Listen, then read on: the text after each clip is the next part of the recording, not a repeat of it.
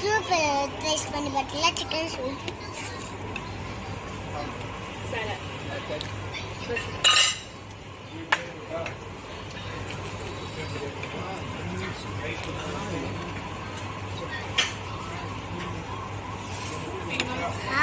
எம்மியோ Emmy நல்லா இருக்கு.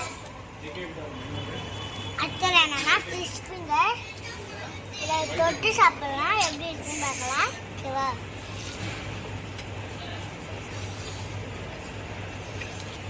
சூப்பராக இருக்குங்க. பெரியமா சாப்பிட்டு பார்க்கலாம்.